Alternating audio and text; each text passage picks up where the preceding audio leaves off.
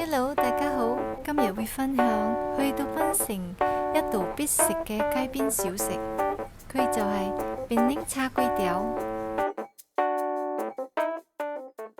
材料就好簡單，不過要炒出佢嘅精髓，就要注意以下呢幾點啦。第一，一定要用豬油去炒。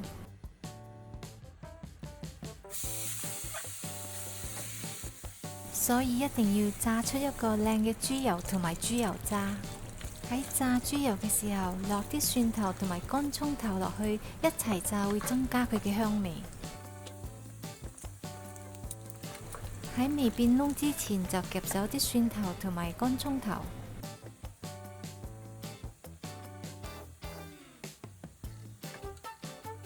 啲豬油渣變金黃色就將佢撈起備用。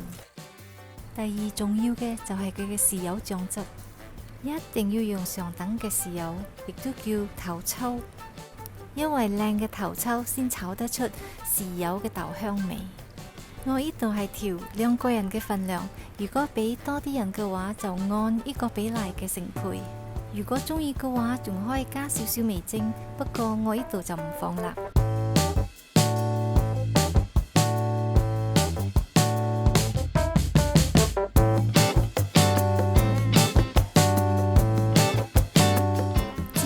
辣椒，如果唔食辣嘅話，呢個部分係可以跳過。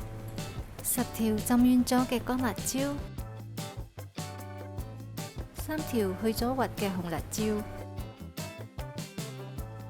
，4啟蒜頭同埋12粒嘅乾葱頭。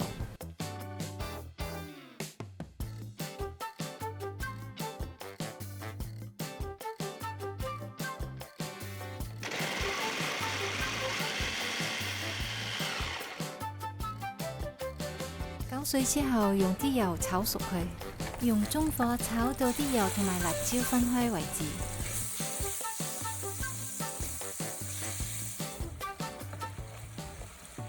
好之前放啲鹽同埋糖，俾啲底味佢。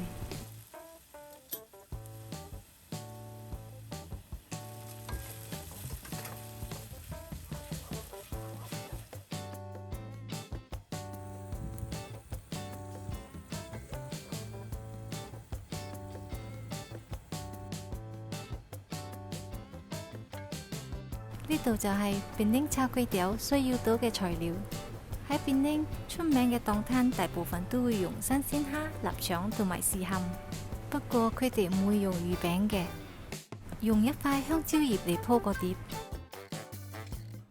好，材料已經準備好，可以開始煮啦。開中大火落2湯匙嘅豬油，順序落蝦、蒜蓉、芽菜、粿條同埋臘腸。第3重要就係時間同埋火候嘅掌握啦。由落蝦開始，一定要喺1分半鐘內炒完。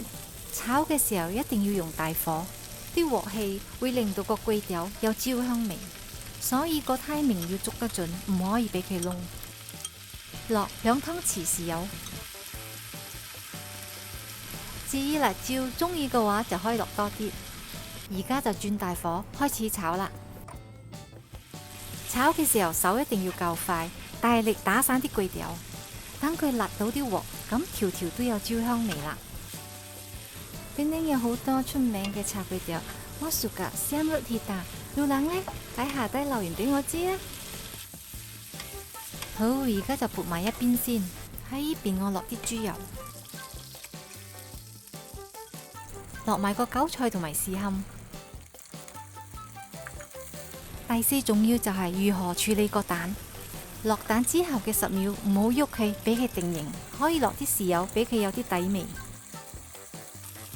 最後快速將佢哋炒埋一齊，15秒之內一定要起鑊，如果唔係個蛋就會老噶啦。哇，真係好香啊！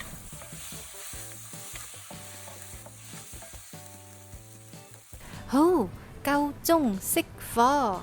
第5重要就係趁佢熱辣辣嘅時候即刻上碟，佢嘅熱力辣過咗啲香蕉葉之後，就會好有好地道嘅南洋風味啦。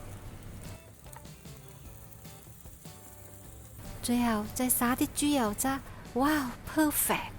如果想知道更多南洋小食嘅食譜，就 subscribe 我哋嘅 channel。我哋下期再見，拜拜。